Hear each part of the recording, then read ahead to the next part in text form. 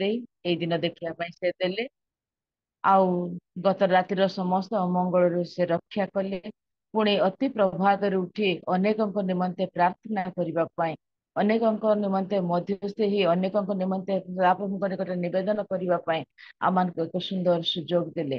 ପ୍ରଭୁ ଆମଙ୍କ ପ୍ରତ୍ୟେକଟି ବିନତି ପ୍ରାର୍ଥନା ଶୁଣିଛନ୍ତି, ଉତ୍ତର ଦେଇଥିବାର ପରମେଶ୍ୱର ସେଥିପାଇଁ ତାଙ୍କର ମହାନ ନାମର ଧନ୍ୟବାଦ ହଉ।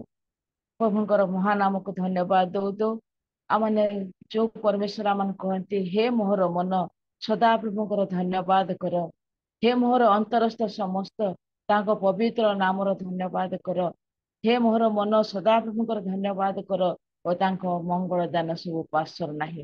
ହଁ ମୋର ପ୍ରିୟ ମାନେ, ଆଜି ପର୍ଯ୍ୟନ୍ତ ଆମମାନଙ୍କୁ ପ୍ରଭୁ ଯୋଉ ଅନୁଗ୍ରହ ଦୟା ଆଶୀର୍ବାଦ କରିଛନ୍ତି, ତା ପ୍ରତିବଦଳରେ ଆମେ କଣ ବା ଦେଇପାରିବା ତାଙ୍କୁ? ମାତ୍ର ସେ ଆମମାନଙ୍କ ଠାରୁ ସେଇ ଧନ୍ୟବାଦର ବଳି ଉତ୍ସର୍ଗ କଲା ବେଳେ ଗ୍ରହଣ କରିବାର ପରମେଶ୍ୱର ଆମେ ପାଇଥିବା ମଙ୍ଗଳ ଦାନ ସକାଶେ ତାଙ୍କୁ କୃତଜ୍ଞତା ହୃଦୟ ସହିତ ଧନ୍ୟବାଦ ଦେବା, ତାଙ୍କର ମହିମା ତାଙ୍କର ପ୍ରଶଂସା କରିବା।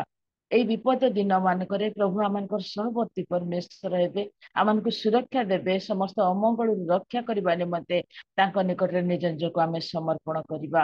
ଆଜି ପବିତ୍ର ଦିନରେ ପ୍ରଭୁ ଆମମାନଙ୍କୁ ଏଇ ପ୍ରାତଃ ସମୟରେ ଏଇ ଅନୁଗ୍ରହ ଏଇ ଆଶୀର୍ବାଦ କରନ୍ତୁ। ଆଜିର ଉପାସନାକୁ ଆରମ୍ଭ କରି ଆସୁ ମାନେ ପ୍ରାର୍ଥନା ସହିତ ଆଜିର ଉପାସନାକୁ ଆରମ୍ଭ କରିବା। ଆଜିର ଉପାସନାର ଆରମ୍ଭରୁ ଶେଷ ପର୍ଯ୍ୟନ୍ତ ପ୍ରଭୁ ତାଙ୍କର ଉପସ୍ଥିତି ମଧ୍ୟରେ ଆମମାନଙ୍କୁ ରଖନ୍ତୁ, ତାଙ୍କର ପବିତ୍ରତାର ସୌନ୍ଦର୍ଯ୍ୟରେ ଆମମାନଙ୍କୁ ରଖନ୍ତୁ ଏବଂ ସମସ୍ତ ଉପାସନା ଦ୍ୱାରା ସେ ଗୌରବାନ୍ୱିତ ହୁଅନ୍ତୁ। ସେଥିପାଇଁ ଆସୁ ଆମେ ପ୍ରାରମ୍ଭିକ ପ୍ରାର୍ଥନା କରିବା। ମୁଁ ଅନୁରୋଧ କରିବି ଆମମାନଙ୍କର ପ୍ରମୋଦ ପରିଛା ଆଜ୍ଞା ଅଛନ୍ତି, ଆଉ ସେ ଦୟାପୂର୍ବକ ପ୍ରାରମ୍ଭିକ ପ୍ରାର୍ଥନା କରିବେ। ଆଜ୍ଞା ନମସ୍କାର। ଆଜ୍ଞା ନମସ୍କାର ସିଷ୍ଟର, ଆସନ୍ତୁ ପ୍ରାର୍ଥନା କରିବା। ଧନ୍ୟବାଦ ଦଉଛି ତୁମେ ଅନୁଗ୍ରହ କରି ରିଏଲ ମିନିଷ୍ଟ୍ରି ମାଧ୍ୟମରେ ତୁମ ନିକଟବର୍ତ୍ତୀ କରାଇଅଛ। ପ୍ରାରମ୍ଭିକ ପ୍ରାର୍ଥନା କରୁଛୁ ପ୍ରଭୁ, ପରିଚାଳନା କରୁଥିବା ସିଷ୍ଟରଙ୍କୁ ତୁମେ ବିଶେଷ ଆଶୀର୍ବାଦ କର ଏବଂ ଯୋଉ ଭାଇଙ୍କର ୱାର୍ସିପ ରହିଛି ତାଙ୍କୁ ମଧ୍ୟ ଆଶୀର୍ବାଦ କର। ଯୋଉ ଦାସଙ୍କର ପ୍ରଭୁ ଆଜି ବାକ୍ୟ ପରିଚାଳନା ରହିଅଛି ତାଙ୍କୁ ମଧ୍ୟ ବିଶେଷ ଆଶୀର୍ବାଦ କର।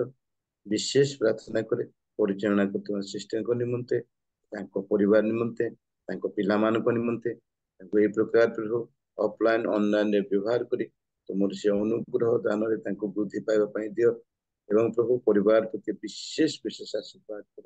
ଯେତେ ଲୋକ ଆମେ ଜଡ଼ିତ ହେଇଛୁ ସମସ୍ତଙ୍କ ପ୍ରତି, ଆଉ ଯୋଉମାନେ ଏ ପର୍ଯ୍ୟନ୍ତ ଜଡ଼ିତ ହେଇନାହାନ୍ତି ସେମାନଙ୍କୁ ମଧ୍ୟ ଆଶୀର୍ବାଦ କର। ଯେ ପ୍ରକାର ପ୍ରତି ପ୍ରଭାତରେ ଉଠି ତୁମର ଗୌରବ, ତୁମର ପ୍ରଶଂସା, ତୁମର ବାକ୍ୟ ଶୁଣି ନିଜକୁ ନିଜ ପରିବାରକୁ ସୁଧାରି ଗୌରବ ସମ୍ଭ୍ରମ ସ୍ତୁତି ବନ୍ଦନା ତୁମରି ଜୀବନ୍ତ ଯୀଶୁ ତୁମ ଅତ୍ୟନ୍ତ ମାଗୁଅଛେ, ଆମେନ୍। ଆମେନ୍ ଆମେନ୍। ବହୁତ ବହୁତ ଧନ୍ୟବାଦ ଆଜ୍ଞା ପ୍ରାର୍ଥନାରେ ପଢ଼େଇ ନେଇଥିବା। ଆସୁ ଆମମାନେ ବର୍ତ୍ତମାନ ପରମେଶ୍ୱରଙ୍କର ଗୌରବ କରିବା, ତାଙ୍କର ଆରାଧନା ତାଙ୍କ ସ୍ତୁତି କରିବା। ଆଜି ପାଇଁ ଦିଆଯାଇଥିବା ଆମମାନଙ୍କର ପ୍ରିୟ ପ୍ରଭୁଙ୍କର ଦାସ ପୁଅ ଆଉ ସିଂଙ୍କୁ ମୋ ପ୍ରଭୁ ଯୀଶୁଖ୍ରୀଷ୍ଟଙ୍କ ନାମରେ ତାଙ୍କୁ ଆହ୍ୱାନ କରିବି, କାରଣ ଏଇ ଦିନ ମାନଙ୍କରେ ସବୁ ପରିସ୍ଥିତିରେ ତାଙ୍କର ଗୌରବ କରିବା ପାଇଁ, ତାଙ୍କର ଧନ୍ୟବାଦ କରିବା ପାଇଁ, ତାଙ୍କର ଉଦ୍ଦେଶ୍ୟରେ ବ୍ୟବହାର ହେବା ପାଇଁ ଏକ ଯୁବ ତାରକା ସଦୃଶ ତାଙ୍କୁ ପ୍ରଭୁ ବ୍ୟବହାର କରିକି ଆସୁଛନ୍ତି। ପ୍ରଭୁ ତାଙ୍କୁ ଅନୁଗ୍ରହ କରନ୍ତୁ। ଆଉ ମୁଁ ତାଙ୍କୁ ସସମ୍ମାନରେ ଆହ୍ୱାନ କରିବି, ସେ ପ୍ରଭୁଙ୍କର ଗୌରବ କରି ଆରାଧନାରେ ଆମମାନଙ୍କୁ ପଢ଼େଇ ନେବେ। ସଂଗ୍ରାମ ସିଂହ। ପ୍ରେଜ୍ ଦ ଲର୍ଡ। ବହୁତ ଧନ୍ୟବାଦ ଆଉ ମା ଆପଣଙ୍କ ସ୍ୱାଗତ ନିମନ୍ତେ। ପ୍ରଭୁ ଗୌରବ ପାଆନ୍ତୁ। କୃତଜ୍ଞତା ସହ ବହୁତ ଧନ୍ୟବାଦ ଅଟେ। ଉପସ୍ଥିତ ପ୍ରତ୍ୟେକଙ୍କୁ ମୋର ଖ୍ରୀଷ୍ଟୀୟ ପ୍ରେମର ନମସ୍କାର ଏବଂ ଏହି ସୁଯୋଗ ପାଇଥିବା ସକାଶେ ମୁଁ ପ୍ରଭୁଙ୍କ ମଧ୍ୟ ମୁଁ କୃତଜ୍ଞତା ଜ୍ଞାପନ କରେ ଏବଂ ହୋଷ୍ଟ ମହାଶୟଙ୍କୁ ମଧ୍ୟ ମୋର କୃତଜ୍ଞତା ଜ୍ଞାପନ କରେ। ଆସନ୍ତୁ ଆମେ ଅଳ୍ପ ସମୟ ପ୍ରଭୁଙ୍କ ସାନ୍ନିଧ୍ୟ ତଳେ ବସିବା ଏବଂ ତାଙ୍କର ସାନ୍ନିଧ୍ୟ ତଳେ ଅଳ୍ପ କିଛି ଗୀତ ଗାଇ ପରମେଶ୍ୱରଙ୍କ ପ୍ରଶଂସା କରିବା।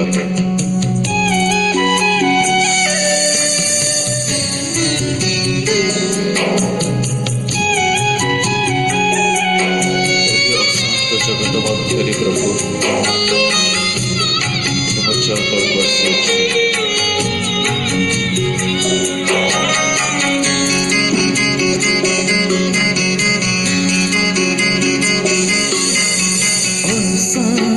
জগতে ভবসাগরে, অশান্ত জগতে ভবসাগরে हृदय चाहे वो तुमको तुम्हारी बिहुनी केही नोही मोरा तुम्हारी बिहुनी केही नोही मोरा पाप मोचन କରିବାକୁ तो जगते भव सागरे अशांत जगते भव सागरे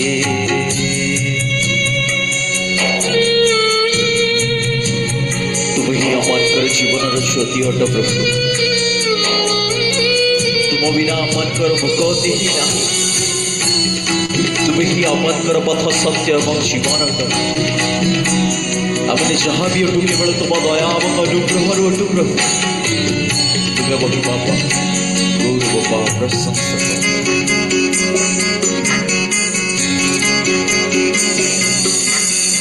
तुम्हें पथ तुम्हें सत्य तुम्हें जीवन ज्योति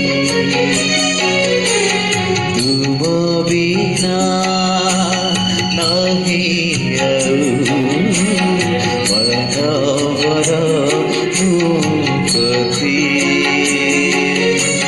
तुम्हारी बिहुनी केही नोही मोरा तुम्हारी बिहुनी केही नोही मोरा पाप मोचन କରିବାକୁ तुमी त्राण देनाथ प्राण गिरा मो परि पापीको अशांत जगते भव सागरे अशांत जगते भव सागरे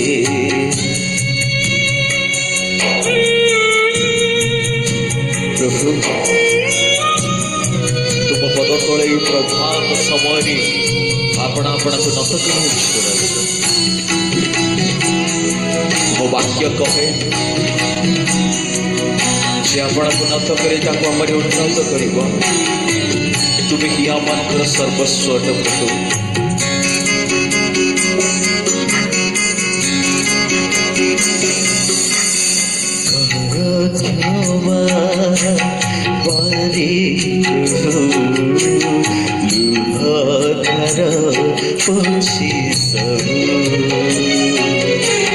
शून्य पाप मोर पाई तुम दर्शना तुम्हारी बिहुनी केही नोही मोरा तुम्हारी बिहुनी केही नोही मोरा पाप मोचन କରିବାକୁ ଥରେ ଦେଖା ଦିଅ प्रभु मनयनरे भूली जीवी जगतको अशांत जगते भव सागरे अशांत जगते भव सागरे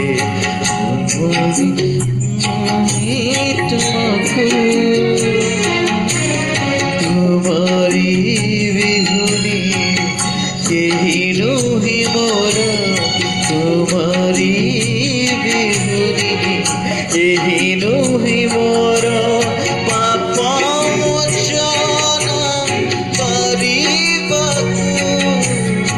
अशांत जगते भव सागरे अशांत जगते भव सागरे धन्यवाद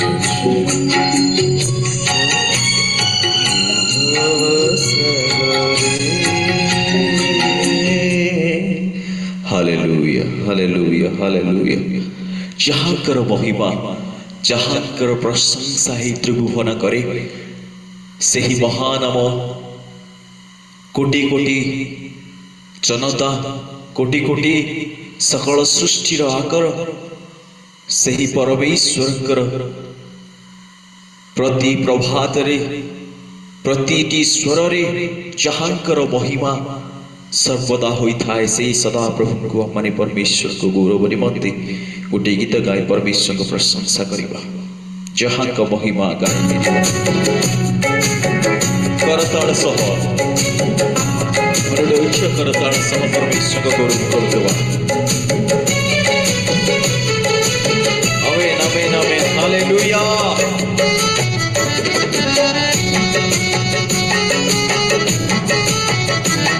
सब हुए तो आम वीडियो रे आसवा समस्ते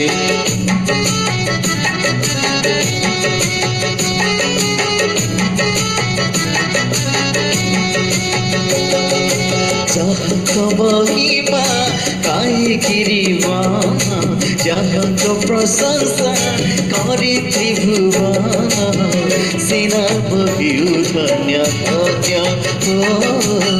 सेना बहिउ धन्य धन्य सेना में अंधार हिटई नयन सेना में बधिरा करई श्रवण सेही नम जीसु नाम सेना बहिउ धन्य धन्य सेना बहिउ धन्य धन्य प्रभु तुम धन्यवाद जहांकर महिमा जहांकर प्रशंसा त्रिभुवन करी तुम्हें करिथिवा सकल सृष्टि ओ प्रभु सकल प्राणी सकल ओ परमेश्वर प्रत्येक मनुष्य जी तुम्हारी स्तुति प्रशंसा करुछि तुम्हारी महिमा हो प्रभु तुम्हारी गौरव हो राजा तुम्हें हमार को इतने सुंदर भाव गढ़ी तोलिछ धन्यवाद होछि आमेन आमेन आमेन हालेलुया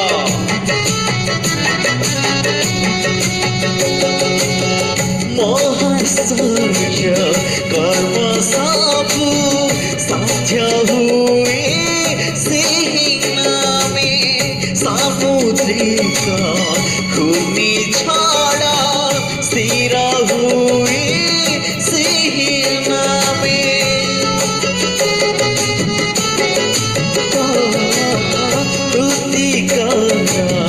प्राण वायु फेरी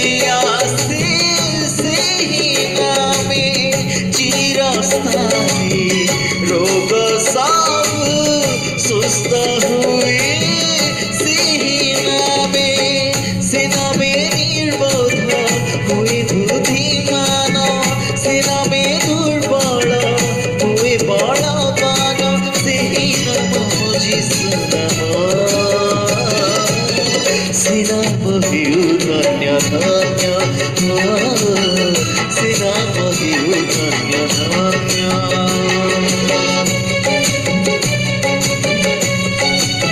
सही नाम पातकीर पाप सब क्षमा होई सही नाम शांति अच्छी सही नाम मुक्ति अच्छी सही नाम दया अच्छी सही नाम अनंत जीवन अच्छी हालेलुया सही नाम जे आमनकर क्षुधार तृष्णा मेंटिता हालेलुया सही नाम जे आमनकर भय दूर होई थाए सही नाम यीशु नाम सही नाम मो प्रिय यीशु नाम अटे हालेलुया पातकीर पाप सब क्षमा हुए सही नामे दया क्षमा शांति मुक्ति प्रेम मिले सही नामे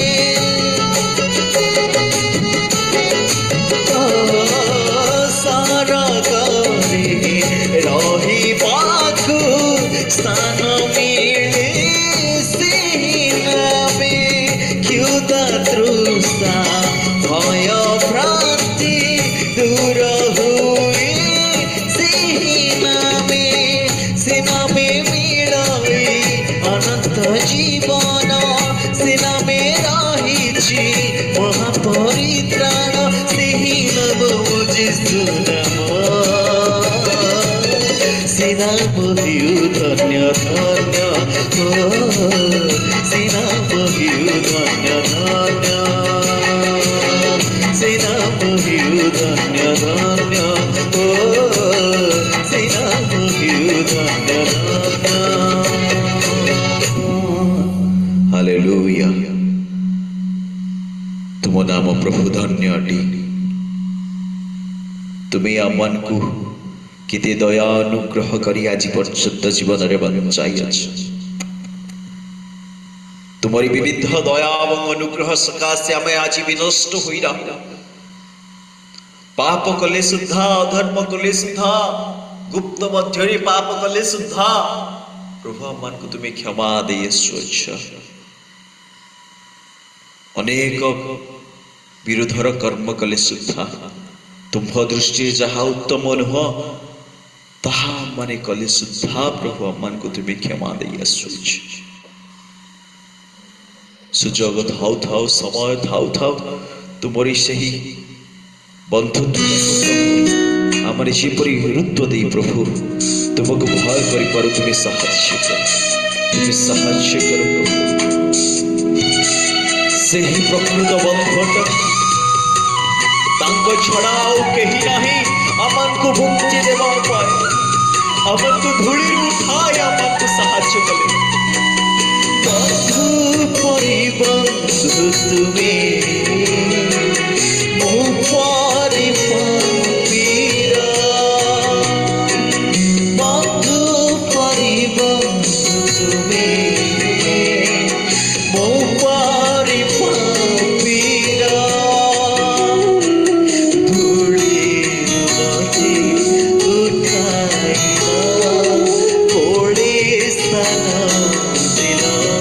योग्यता नथिला प्रभु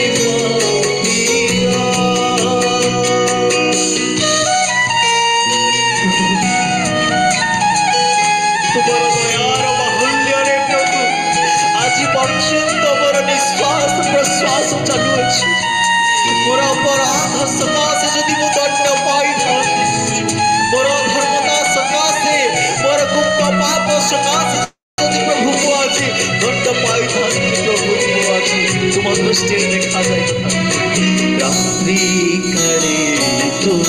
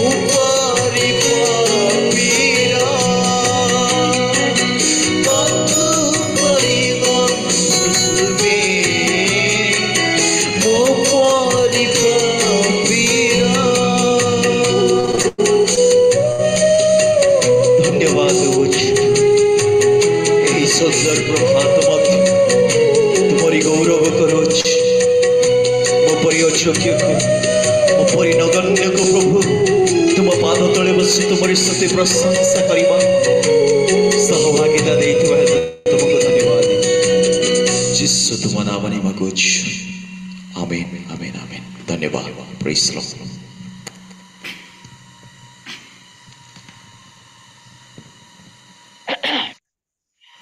बहुत बहुत धन्यवाद आ प्रभुଙ୍କର प्रिय संतान को प्रभु ए सुंदर भाव में उपासना आराधना करने व्यवहार कर आणुछंती।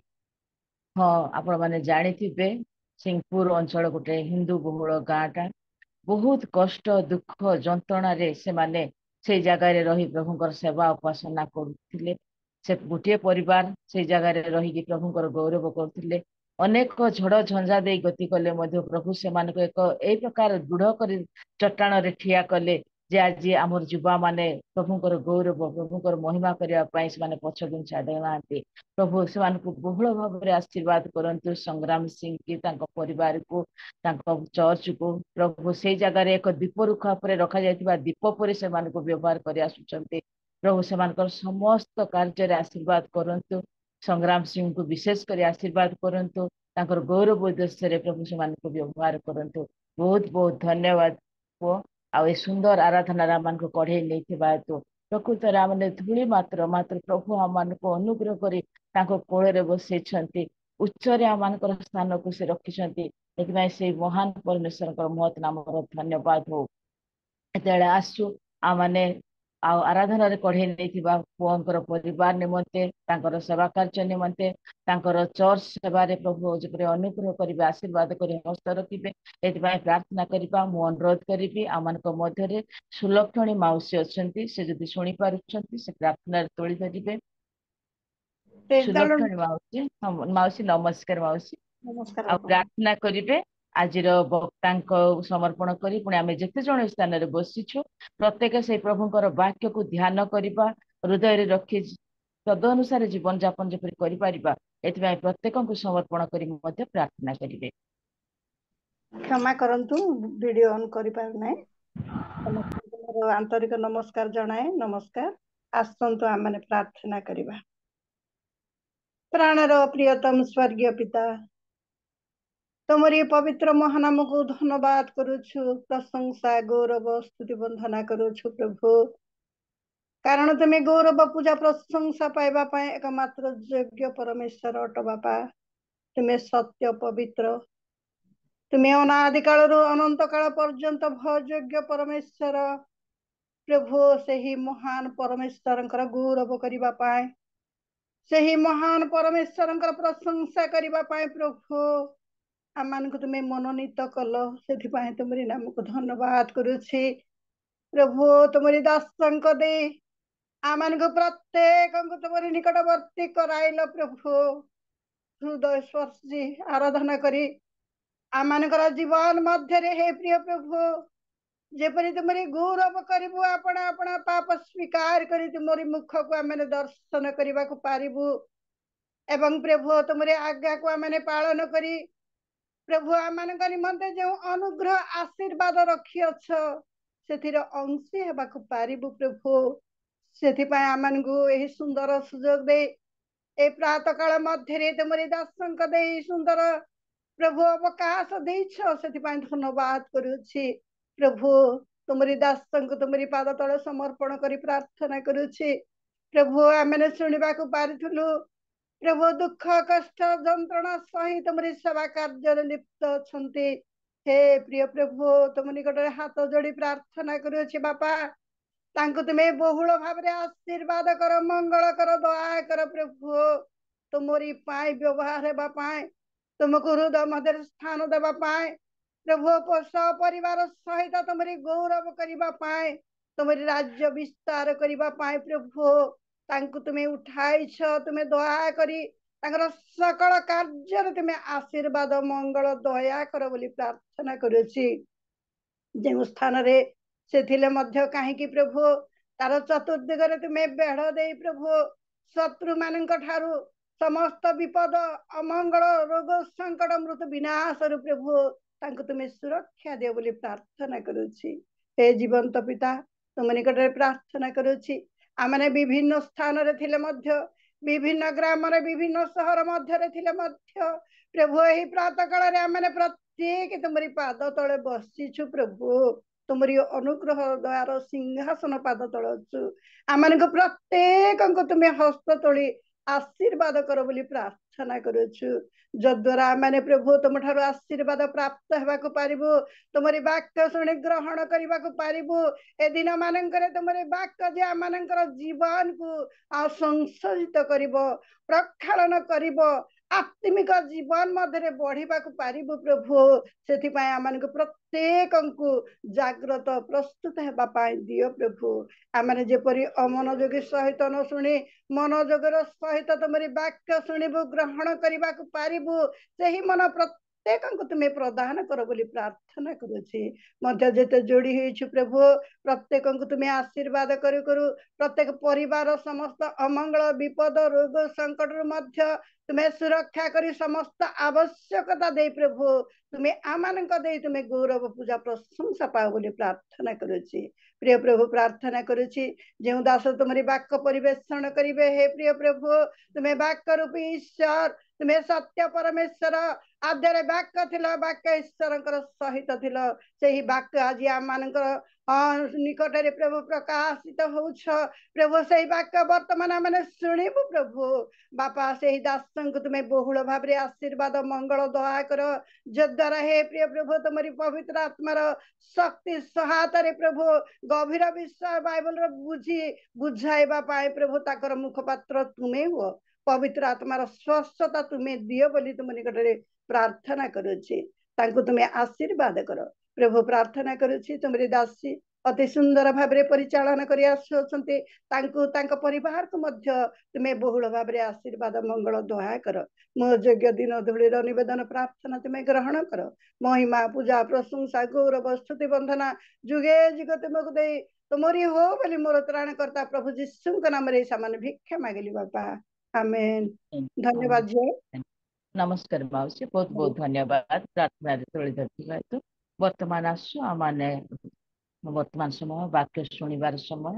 ଏ ସମୟରେ ମୁଁ ଆଜି ପାଇଁ ଦାୟିତ୍ୱ ଦିଆଯାଇଥିବା ଆମମାନଙ୍କର ପିପିଲିର ପାଳକ ମହାଶୟ ଶ୍ରୀଯୁକ୍ତ ମୂଷା ପାଣି ମହୋଦୟଙ୍କୁ ନମ୍ରତାର ସହିତ ଆହ୍ୱାନ କରିବି। ସେ ଆସିବେ ଆଉ ପ୍ରଭୁ ତାଙ୍କୁ ଚାଳନା ଦେଉଥିବା ପ୍ରମାଣେ ସେ ଆମମାନଙ୍କୁ ସେଇ ପ୍ରକାର ପ୍ରଭୁଙ୍କର ପବିତ୍ର ବାକ୍ୟ ଦେଇ ଆମମାନଙ୍କୁ ଉତ୍ସାହିତ କରିବେ।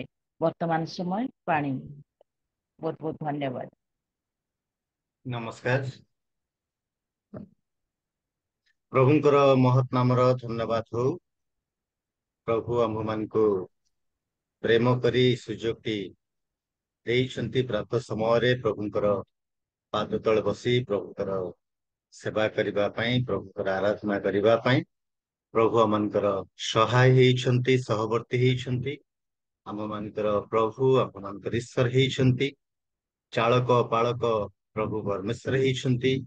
ଆଉ ଆମମାନଙ୍କର ଜୀବନରେ ତାଙ୍କର ଦୟା, ତାଙ୍କର ଆଶୀର୍ବାଦ, ତାଙ୍କର କରୁଣା ଯୋଗ କରିଦେଇଛନ୍ତି। ପ୍ରଭୁଙ୍କର ପାଦ ତଳେ ବସି ତାଙ୍କର ସେବା କରିବା ପାଇଁ ସୁଯୋଗ ଦେଇଛନ୍ତି। ସେଥିପାଇଁ ମୁଁ ପ୍ରଭୁଙ୍କୁ ଧନ୍ୟବାଦ ଦଉଛି। ଉପସ୍ଥିତ ଥିବା ସମସ୍ତଙ୍କୁ ମୁଁ ନମସ୍କାର ଜଣାଉଛି। ପ୍ରଭୁ ପ୍ରତ୍ୟେକଙ୍କୁ ଆଶୀର୍ବାଦ କରନ୍ତୁ, ଦୟା କରନ୍ତୁ। ମୁଁ ଧନ୍ୟବାଦ ଦଉଛି ପ୍ରଭୁଙ୍କୁ ଯେ ପ୍ରଭୁ ତାଙ୍କର ପ୍ରିୟ ଦାସୀଙ୍କର ସହାୟ ହେଇଛନ୍ତି, ସହବର୍ତ୍ତୀ ହେଇଛନ୍ତି। ଆଜିର ଉପାସନା ଉତ୍ତମ ଭାବରେ ପରିଚାଳନା କରିବା ପାଇଁ ସହାୟ ହେଇଛନ୍ତି। ସେଥିପାଇଁ ମୁଁ ପ୍ରଭୁଙ୍କୁ ଧନ୍ୟବାଦ ଦେବା ସହିତ ପ୍ରଭୁଙ୍କର ଦାସୀଙ୍କୁ ମଧ୍ୟ ଧନ୍ୟବାଦ ଦଉଛି। ପ୍ରଭୁ ତାଙ୍କୁ ଆଶୀର୍ବାଦ କରନ୍ତୁ, ଦୟା କରନ୍ତୁ। ମୁଁ ପ୍ରଭୁଙ୍କୁ ଧନ୍ୟବାଦ ଦଉଛି ପ୍ରଭୁଙ୍କର ଦାସଙ୍କ ପାଇଁ, ଯେ କି ଆଜିର ଉପାସନାରେ ପ୍ରଭୁଙ୍କର ଆରାଧନା, ପ୍ରଭୁଙ୍କର ଗୌରବ, ପ୍ରଭୁଙ୍କର ସ୍ତୁତି କରି ଆମମାନଙ୍କୁ କଢେଇ ନେଇଛନ୍ତି।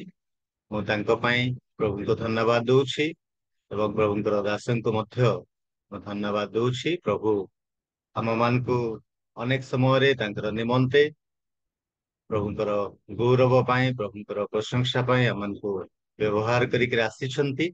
ପ୍ରଭୁ ଗୌରବାନ୍ୱିତ ହୁଅନ୍ତୁ, ପ୍ରଶଂସିତ ହୁଅନ୍ତୁ।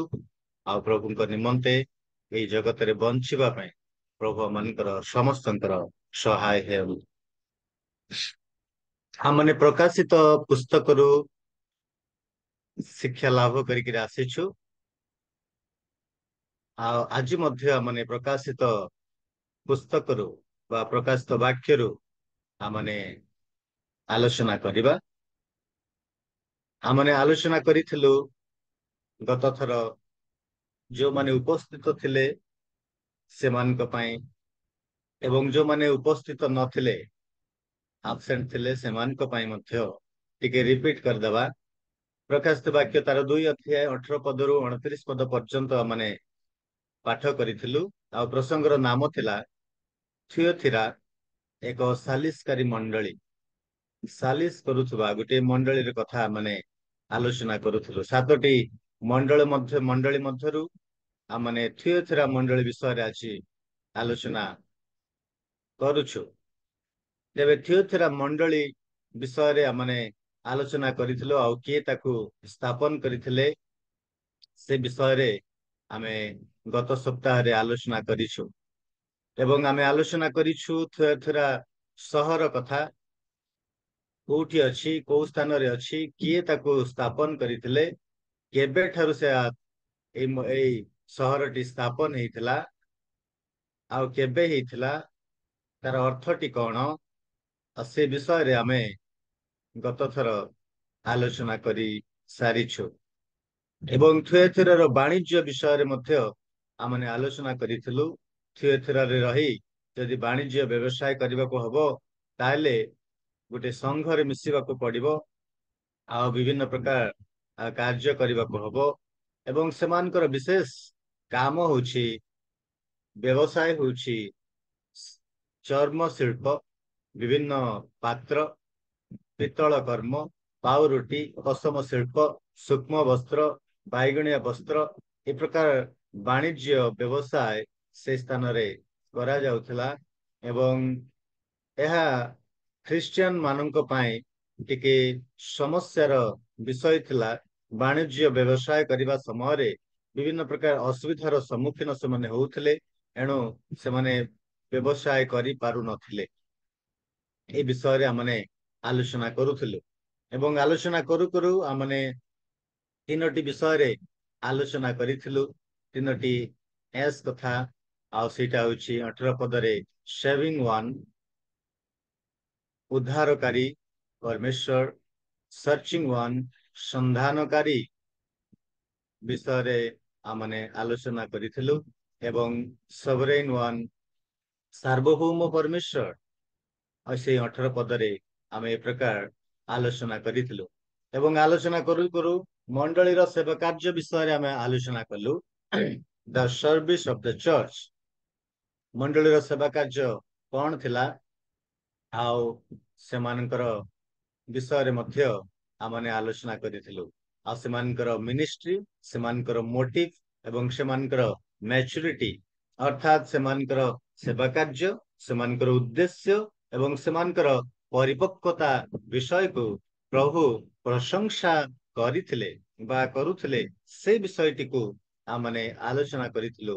ଅର୍ଥାତ୍ ମଣ୍ଡଳୀର ସେବା କାର୍ଯ୍ୟ ବିଷୟରେ ଆମେ ଆଲୋଚନା କରିଥିଲୁ। ଆଜି ଆମେ ଆଲୋଚନା କରିବା ଦ ସିନ୍ ଅଫ ଦ ଚର୍ଚ୍ଚ, ମଣ୍ଡଳୀର ପାପ ବିଷୟରେ ଆଜି ଆମେ ଆଲୋଚନା କରିବା। ଯଦି ବା ମଣ୍ଡଳୀରେ ବଢିଆ ଉତ୍ତମ ବିଷୟ ପରିକା ଜଣା ପଡୁଛି, ଯେହେତୁ ସବୁ ବିଷୟ ଭଲ ଅଛି, ସେମାନଙ୍କର କର୍ମ ବଢିଆ ଅଛି, ସେମାନଙ୍କର ପରିଶ୍ରମ ବଢିଆ ଅଛି, ସେମାନଙ୍କର ସେବା କାର୍ଯ୍ୟ ବଢିଆ ଅଛି, ସବୁ ବିଷୟ ବହୁତ ଭଲ ଭାବରେ ଚାଲିଛି। ଆଉ ବାହାରୁ ଦେଖିଲା ବେଳକୁ ଏଇ ମଣ୍ଡଳୀଟି ବହୁତ ସୁନ୍ଦର ମଣ୍ଡଳୀ, ବହୁତ ବଢିଆ ମଣ୍ଡଳୀ ଜଣା ପଡୁଛି, କିନ୍ତୁ ଭିତରେ ଗୋଟେ ଘା ହେଇଯାଇଛି। ଅର୍ଥାତ୍ ମଣ୍ଡଳୀ ମଧ୍ୟରେ ପାପ ଅଛି। ଯଦି ବା ମଣ୍ଡଳୀ ଦେଖାଯାଉଛି ଗୋଟେ ବହୁତ ସୁନ୍ଦର ପରିପକ୍ୱତାର ମଣ୍ଡଳୀ ପରି ଜଣା ପଡୁଛି, ଗୋଟେ ସେବା କାର୍ଯ୍ୟ କରିବାର ମଣ୍ଡଳୀ ପରି ଜଣା ପଡୁଛି, ଗୋଟେ ସୁସମାଚାର ପ୍ରଚାର କରିବାର ମଣ୍ଡଳୀ ପରି ଜଣା ପଡୁଛି, କିନ୍ତୁ ତା ମଧ୍ୟରେ ପାପ ଅଛି। ମଣ୍ଡଳୀ ମଧ୍ୟରେ ପାପ ବାହାରକୁ ଦେଖିବା ପାଇଁ ଭଲ, କିନ୍ତୁ ଭିତରେ ଦେଖିବା ପାଇଁ ଭଲ ନୁହେଁ, ମନ୍ଦ। ବାହାରକୁ ଭଲ, କିନ୍ତୁ ଭିତରକୁ ମନ୍ଦ ଅଟେ।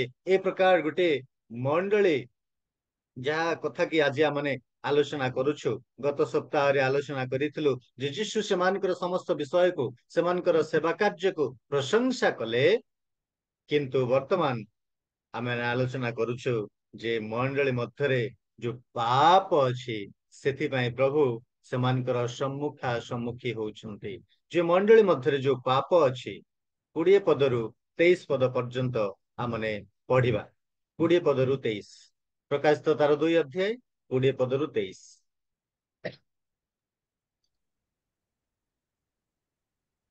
ତଥାପି ତୁମ୍ଭ ବିରୁଦ୍ଧରେ ଆମ୍ଭର ଏହି କଥା ଅଛି, ଜିଜେବଲ ନାମ୍ନୀ ଯେଉଁ ନାରୀ ଆପଣାକୁ ଭାବବାଦିନୀ ବୋଲି କହି ମୋହର ଦାସମାନଙ୍କୁ ବେଶ୍ୟାଗମନ ଓ ଦେବପ୍ରସାଦ ଭୋଜନ କରିବାକୁ ଶିକ୍ଷା ଦେଇ ଭୁଲାଉଅଛି, ତୁମ୍ଭେ ତାହାର ଦୁଷ୍କର୍ମ ସହ୍ୟ କରୁଅଛ।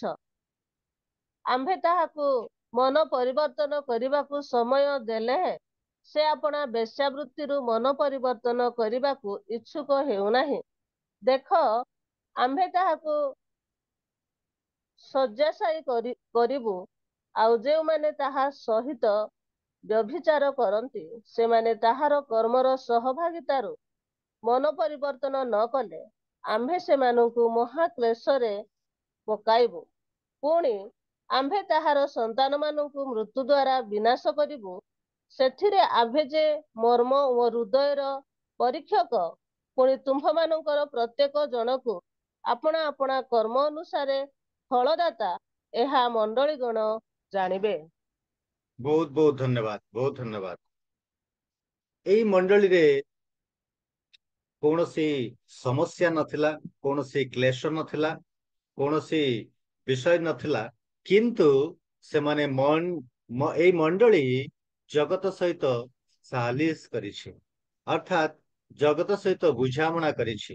ସେଥିପାଇଁ ଯୀଶୁ ଏମାନଙ୍କୁ କହୁଛନ୍ତି, ମଣ୍ଡଳୀକୁ କହୁଛନ୍ତି ଯେ ତୁମ ବିରୁଦ୍ଧରେ, ତଥାପି ତୁମ୍ଭ ବିରୁଦ୍ଧରେ ଆମ୍ଭର ଗୋଟେ କଥା ଅଛି, ଗୋଟେ କଥା ଅଛି। ନା କଣ ସେ କଥାଟି? ନା ପ୍ରଥମଟି ହେଉଛି ଟିଚର ଅଫ ଦ ଚର୍ଚ୍ଚ, ମଣ୍ଡଳୀର ଶିକ୍ଷକ। ମଣ୍ଡଳୀର ଶିକ୍ଷକଙ୍କର ବିରୁଦ୍ଧରେ ଗୋଟେ କଥା ଅଛି। ସେ ଶିକ୍ଷକ କିଏ? ନା ସେ ହେଉଛନ୍ତି ଜେଜେବଲ, ଯିଏ କି ନିଜକୁ ଭାବବାଦିନୀ ବୋଲିକିରି କହୁଛି, ଗୋଟେ ଶିକ୍ଷକ ବୋଲିକିରି କହୁଛି। ଆଉ ସେ ମଣ୍ଡଳୀ ମଧ୍ୟକୁ ଆସିକି ସେ ସୁଯୋଗ ତାକୁ ଦିଆଗଲା, ଯେତେବେଳେ ସେ ମଣ୍ଡଳୀକୁ ଆସିଲେ, ଆଉ ଗୋଟେ ବକ୍ତ୍ରୀ ବୋଲିକିରି ସେ କହିଲେ, ଗୋଟେ ଭାବବାଦିନୀ ବୋଲିକିରି କହିଲେ, ଲୋକମାନେ ତାକୁ ସୁଯୋଗ ଦେଲେ, ଆଉ ମଣ୍ଡଳୀ ମଧ୍ୟରେ ତାକୁ ସୁଯୋଗ ଦିଆଗଲା। ଆଉ ସେ ମଣ୍ଡଳୀରେ ଠିଆ ହେଲେ, ପୁଲପିଟ ତାକୁ ଛାଡି ଦିଆଗଲା, ଆଉ ସେ ପୁଲପିଟ ରେ ଠିଆ ହେଇକି ମଣ୍ଡଳୀ ମଧ୍ୟରେ ସେ ପ୍ରଚାର କରୁଛନ୍ତି। ଆଉ ପ୍ରଚାର କରୁ କରୁ ଯୋଉ ସମସ୍ତ ବିଷୟ ବାଇବଲରେ ଲେଖା ଅଛି ତାକୁ ଆମେ ଆଲୋଚନା କରିବା। ଭାବବାଦୀ ବୋଲିକିରି କହିକିରି ଯେତେବେଳେ ସେ ପ୍ରଚାର କରୁଛି, କଣ କହୁଛି? ଆଉ ଏଇ ଯୋଉ ପ୍ରଚାର ସେ କରୁଛି, ଏହା ପ୍ରଭାବ ଲୋକମାନଙ୍କର ପାଖରେ ପ୍ରଭାବ ପକଉଛି। ଲୋକମାନଙ୍କ ପାଖରେ ଏଇ ଯୋଉ ଭ୍ରାନ୍ତ ଶିକ୍ଷା ସେ ପ୍ରଚାର କରୁଛି, ଲୋକମାନଙ୍କୁ ସେ ପଥଭ୍ରଷ୍ଟ କରୁଛି, ଲୋକମାନଙ୍କୁ ଯୀଶୁଙ୍କ ଠାରୁ ସେ ଦୂରେଇ ନେଉଛି। ଯଦି ବା ତାହା ଯୀଶୁଙ୍କର ବାକ୍ୟ ପରି ଜଣା ପଡୁଥିଲା, ଏହା ବାଇବଲ ବାକ୍ୟ ପରି ଜଣା ପଡୁଥିଲା, ଏହା ଈଶ୍ୱରଙ୍କର ବାକ୍ୟ ପରି ଜଣା ପଡୁଥିଲା, କିନ୍ତୁ ତାହା ଈଶ୍ୱରଙ୍କର ବାକ୍ୟ ନଥିଲା, ବା ଯୀଶୁଙ୍କର ବିଷୟରେ ନଥିଲା, କିମ୍ବା ବାଇବଲ ଭିତ୍ତିକ ନଥିଲା, ମାତ୍ର ବିଶ୍ୱାସୀ ମାନଙ୍କୁ ଯୀଶୁଙ୍କ ଠାରୁ ଦୂରେଇ ଦେବାର ବାକ୍ୟ ଥିଲା। ବିଶ୍ୱାସୀ ମାନଙ୍କୁ ଯୀଶୁଙ୍କ ଠାରୁ ବହୁତ ଦୂରକୁ ନେଇଯିବାର ବାକ୍ୟ ଥିଲା। ଅର୍ଥାତ୍ ଏଇ ବାକ୍ୟଟି ଭ୍ରାନ୍ତ ବାକ୍ୟ ଥିଲା, ଭ୍ରାନ୍ତ ପ୍ରଚାର କରୁଥିଲା।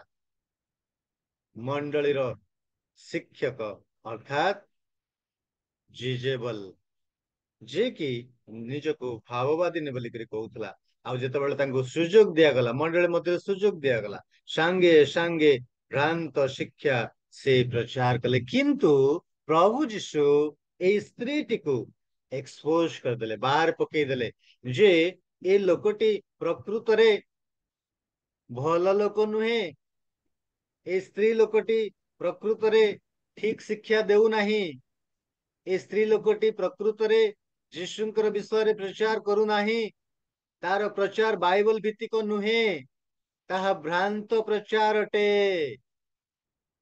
ଏଇ କଥାଟି ପ୍ରଭୁ ତାର ଶିକ୍ଷାକୁ ବାହାରେ ପ୍ରକାଶ କରିଦେଲେ, ଏବଂ ତାର ବିଚାର ଯାହା ଥିଲା ତାକୁ ମଧ୍ୟ ସେ ବାହାରେ ପ୍ରକାଶ କରିଦେଲେ। ଅର୍ଥାତ୍ ମଣ୍ଡଳୀକୁ ସେ ଜଣେଇ ଦଉଛନ୍ତି ନା କଣ ଏ ସ୍ତ୍ରୀ ଲୋକର କାମ କଣ? ଏ କାମ ହଉଛି ସେ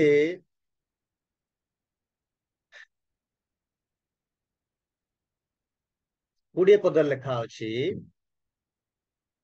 ମୋର ଦାସ ମାନଙ୍କୁ ବେଶ୍ୟାଗମନ ଓ ଦେବପ୍ରସାଦ ଭୋଜନ, ବେଶ୍ୟାଗମନ ଆଉ ଦେବପ୍ରସାଦ ଭୋଜନ କରିବାର ଶିକ୍ଷା ସେ ଦଉଛି। ଓଲଟା ଶିକ୍ଷା ନୁହେଁ କି? ଏଇ ଯୋଉ ଜିଜେବଲ ବୋଲିକିରି କହୁଛୁ ଆମେ, ପ୍ରକୃତରେ ଏ ଜିଜେବଲ ର ଗୋଟେ ଚରିତ୍ର, ଯୋଉ ମହିଳା କଥା ଆମେ ଜାଣୁଛୁ, ଗୋଟେ ସ୍ତ୍ରୀ ଲୋକର କଥା ଜାଣୁଛୁ।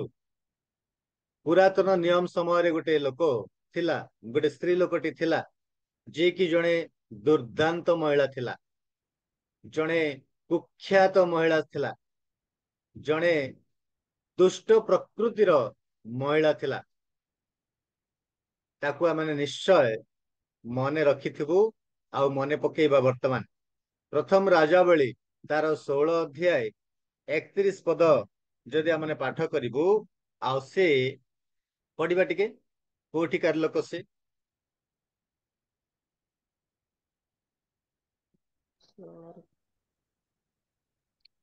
पुणी नबाटर पुत्र जाराबियमଙ୍କର ପାପ ପଥରେ ବାବିଲର ତାଙ୍କ ପ୍ରତି ହାଲୁକା ବିଷୟ ହେଲା ପରି ସେ ସିଦୋନୀୟ ମାନଙ୍କର ଇତବଲ ରାଜାର କନ୍ୟା ଇସେବେଲକୁ ବିବାହ କଲେ ଓ ଯାଇ ବାଲର ସେବା କରି ତାହାକୁ ପ୍ରଣାମ କଲେ। हाँ, बहुत धन्यवाद, बहुत धन्यवाद। ए लोकटी होउछन्ति, ए स्त्री लोकटी सिदोनिय मानकर इतबल राजार कन्या के इशबल। ए इशबल से इस्राएलीय लोक नुहंती, से जिहुदी लोक नुहंती, से अन्य जातिर, अन्य धर्मर, अन्य देशर से प्रकार गोटे स्त्री लोक को बा गोटे महिला को जणे बाहा हेले, जणे राजा बाहा हेले आउ से निजर देश को आनिले, निजर लोकमान को पाखु को आनिले, निजर जातिर लोक पाखु को आनिले। आउ से राजार ना कौन किए जणे कही देबे? इसबल रो जारबियम। ଜାରାବିୟମ आउ किए आहब कहबे? King Ahab, आहब। बहुत धन्यवाद। आहब, आहब, बहुत धन्यवाद।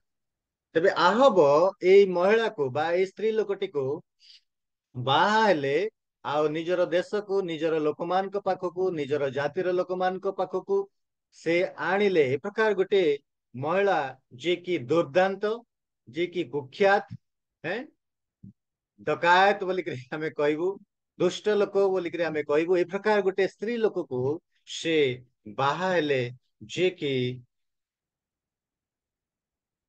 गोटे अलग प्रकार धर्म को, अलग प्रकार धर्म को से निज आउ गोटे देश रु आउ गोटे देश को से नहीं करी आसिले। आपण जदि पढ़िबे प्रथम राजावली तार 21 अध्याय 25 पद, 21 अध्याय 25 पद पढ़िबा टिके।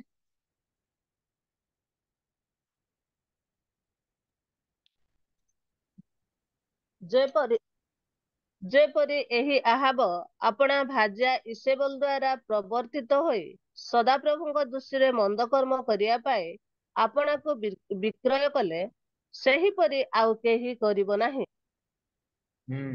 बहुत धन्यवाद।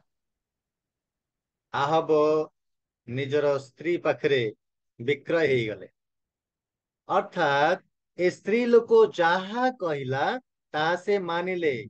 ए स्त्री लोक जहा कहले तद अनुजाई चलिला, देश चलिला। से लोकमान को भ्रष्ट कले, से लोकमान को ईश्वरंक ठारू विमुख कले, विभिन्न प्रकार देवा देवी मानकर पूजा करबा पई लोकमान को भुलेइले।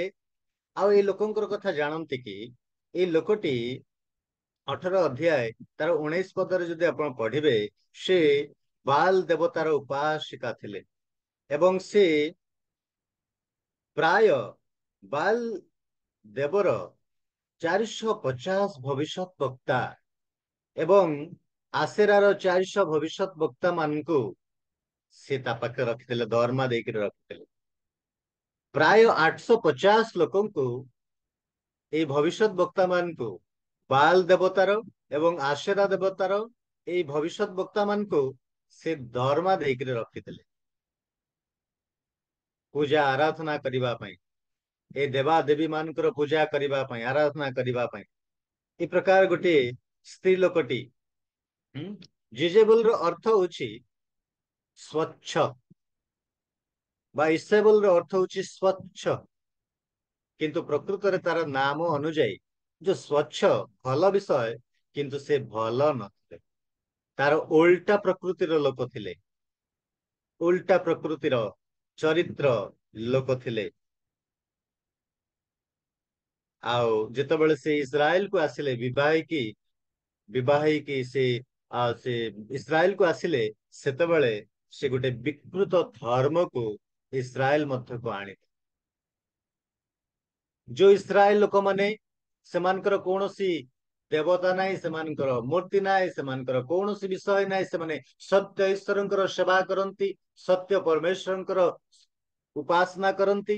ସେ ପ୍ରକାର ଲୋକମାନଙ୍କ ପାଖକୁ ଗୋଟେ ବିକୃତ ଧର୍ମ ନେଇକରି ସେ ଆସିଲେ, ଗୋଟେ ବିକୃତ ଦେବତା ମାନଙ୍କୁ ନେଇକରି ସେ ଆସିଲେ, ଆଉ ଲୋକମାନଙ୍କୁ ସେ ଭୁଲେଇଲେ।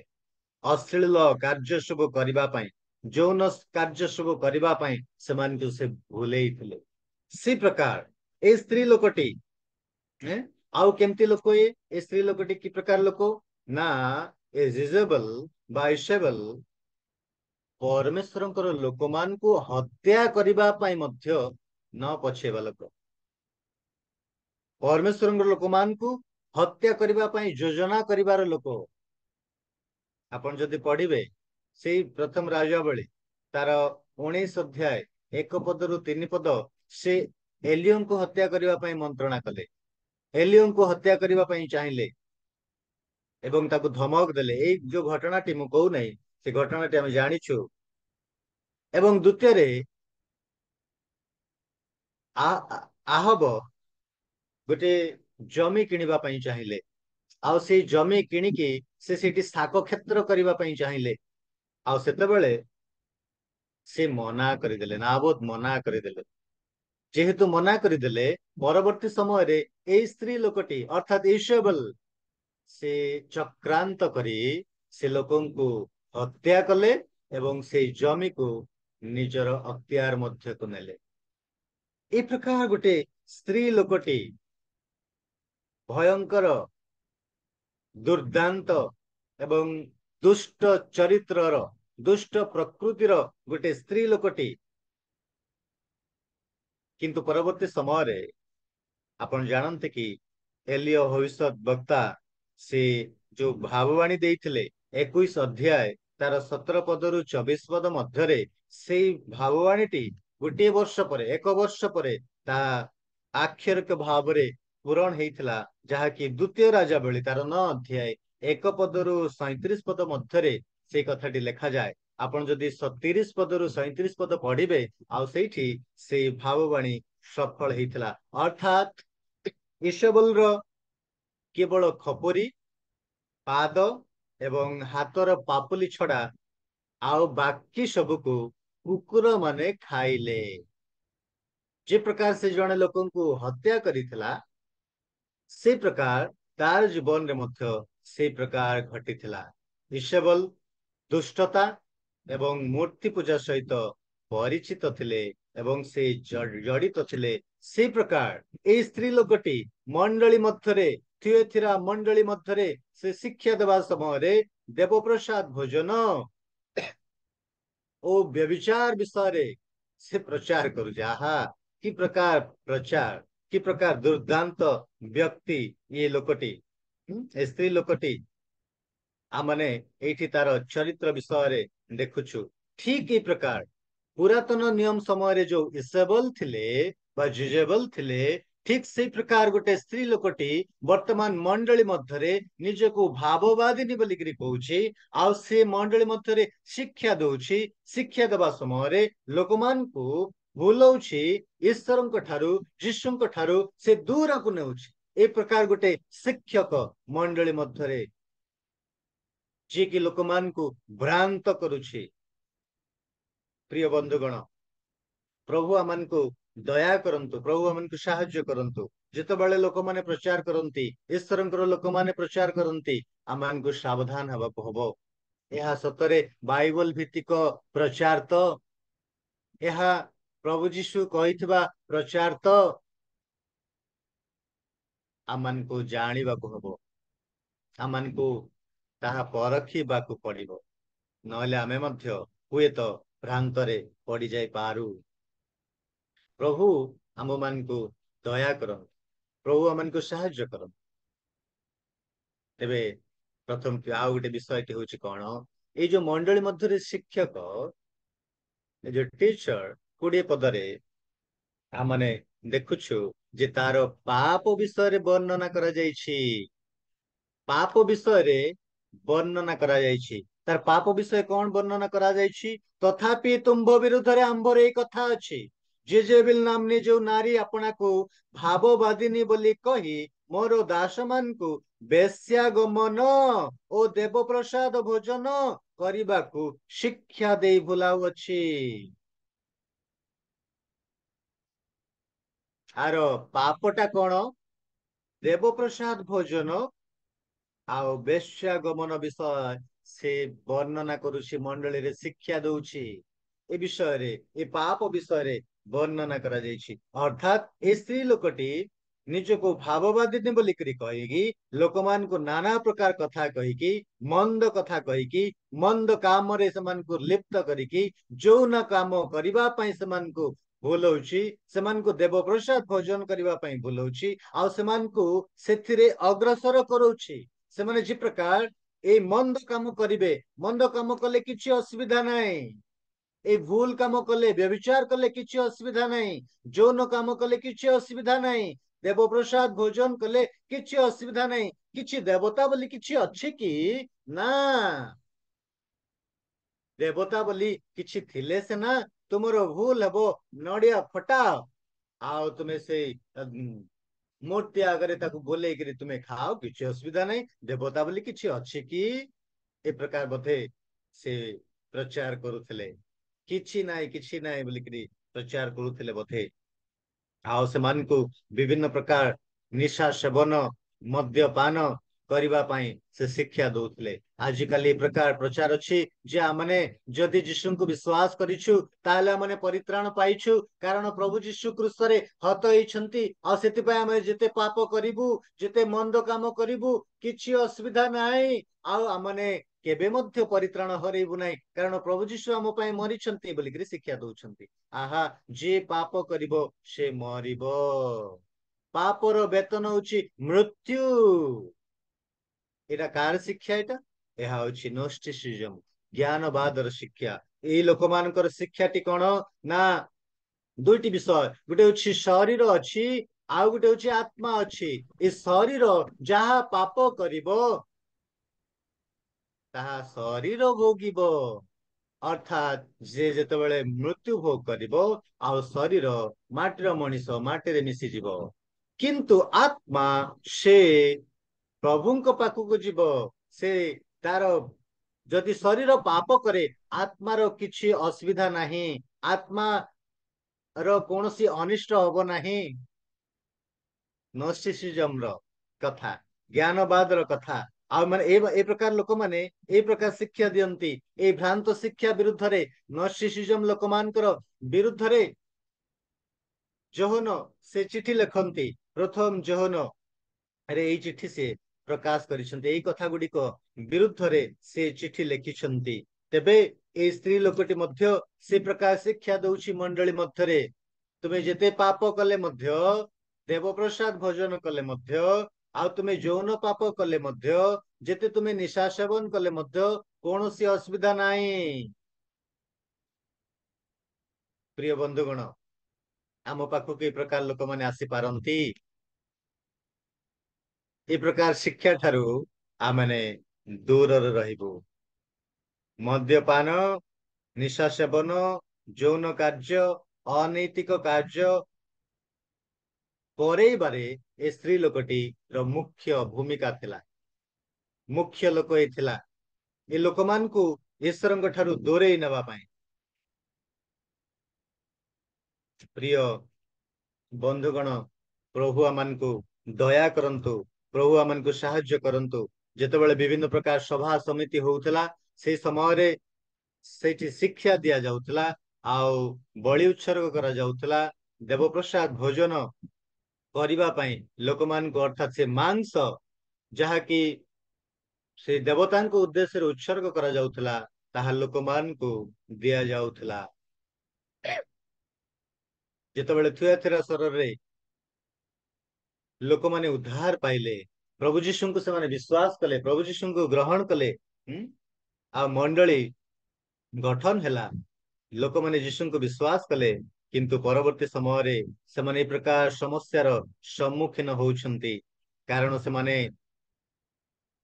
कौन सी संघरे जोग दे नथिले जेहेतु से माने ए प्रकार विषय सहभागी न हेबे गोटे संघरे जदि से माने मिसिबे व्यवसाय कार्य करिवे ताहेले सेतबेले सेमानकु देवप्रसाद भोजन करबाकू हबो जौन कार्य करबाकू हबो सेथिपाई विश्वासी माने ख्रिस्टियन माने से माने ए प्रकार कार्यरु दूरे जाउथिले किंतु मंडली मध्यरे स्त्री लोकटी प्रवेश करी शिक्षा दउछि ना ना ना किछि असुविधा नहीं किछि असुविधा नहीं प्रेरित तार 15 अध्याय 28 पद एवं 29 पद जदि आमे पाठ करिबु ताहेले गोटे कथा सेटे लेखा कारण अछि कोन लेखा अछि कारण प्रतिमा निकटरे उत्सर्गीकृत प्रसाद रक्त श्वासरोध द्वारा मृत प्राणर मांस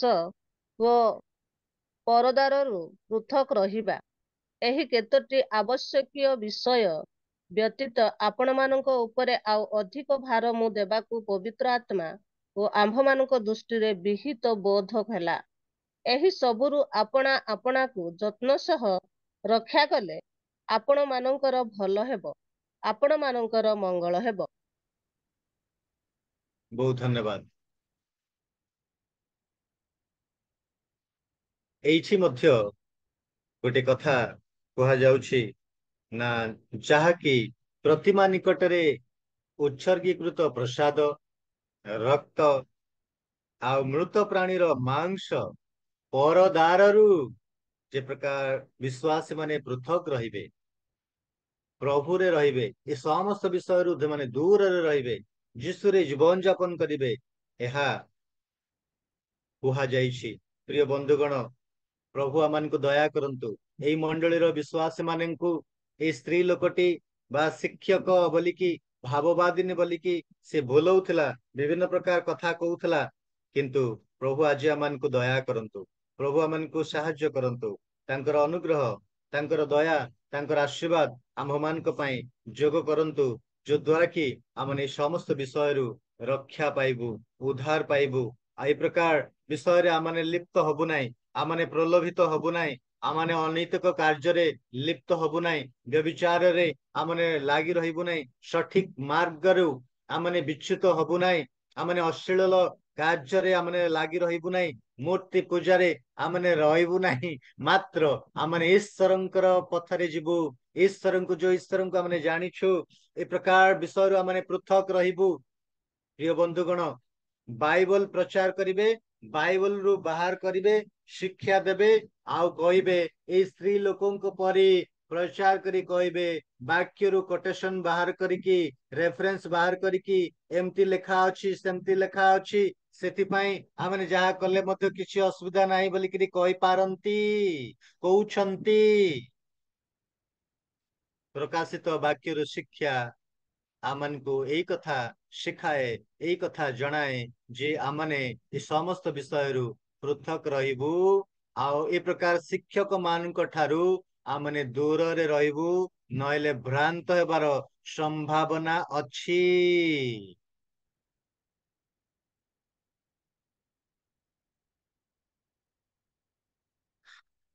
द्वितीय विषयटी तांकर जिद्दी को निंदा करा जाइछि। 21 पद 21 पद रे प्रकार लिखा जाए आम्बे ताहाको मन परिवर्तन करिबाकू समय देले हैं से अपना बेश्या वृत्तिरु मन परिवर्तन करिबाकू इच्छा हेउ नाही। ए कथाटी आमने प्रभुंकर इच्छा हेले आसंता सप्ताह रे आलोचना करिबा आ शेष करिबा पई चेष्टा करिबा। प्रभु आमन को आशीर्वाद करंतु ईश्वरंकर अनुग्रह ईश्वरंकर दया आशीर्वाद करुणा आम समस्तंक प्रति वर्षु और प्रत्येकंक दया करंतु। बहुत बहुत धन्यवाद नमस्कार। बहुत बहुत धन्यवाद पालक महाशय आ अति सुंदर भाव एई सुंदर वाक्यटी आज दिन पाई एई समय जो आम उपयोगी जो थियोथोरिया मंडली तरफ आम को जो शिक्षा दि जाऊँगी एई दिन मानकर मंडली मानक यही प्रकार भ्रांत शिक्षा द्वारा अनेक पथभ्रष्ट हो जाउछंती अनेक विभिन्न प्रकार मत को अवलंबन करुछंती आज दिन रे प्रचलित रंगरस विभिन्न प्रकार जोरा कि आखि को सुंदर देखा जीवो से भलिया उपासना करबा पई इच्छा करुछंती किंतु प्रभु आम को यही पवित्र वाक्य द्वारा आज परामर्श दौरान जे आम मंडली कौन प्रकार विशृंखलित कौन प्रकार भाव जो भ्रांत शिक्षा द्वारा जेपरी पतित न हो जाए प्रभु आम जो धर्म कर्म प्रेम विश्वास जानुंट आम मंडली को से परीक्षा करुँच से परमेश्वर आम को अनुग्रह करंतु से सत्य वाक्य को जानी आमकर यही दिन आमकर उपासना आमकर आराधना परमेश्वर ठारे दृढ़ विश्वास सहित रही लगी रही आम को अनुग्रह करंतु शक्ति सामर्थ्य दिंतु प्रभु तांकर दास को द्विगुण आत्मा द्वारा अभिषेक करंतु आगामी दिन मानक से जो शिक्षा को आरंभ कर उत्तम भाव में अन्य आगे परिवेषण करने उत्तम भाव में अन्य को परामर्श देवाई उत्तम ज्ञान बुद्धि और सुविवेचना दे आशीर्वाद करंतु आ जो गुरुदायित्व मंडली मानक व्यवहार करूँ से आशीर्वाद करंतु रियल मिनिस्ट्री तरफ मो व्यक्तिगत तरफ मो पालक महाशय को बहुत बहुत धन्यवाद दिए। आउ एत अनुरोध करी आम होस्ट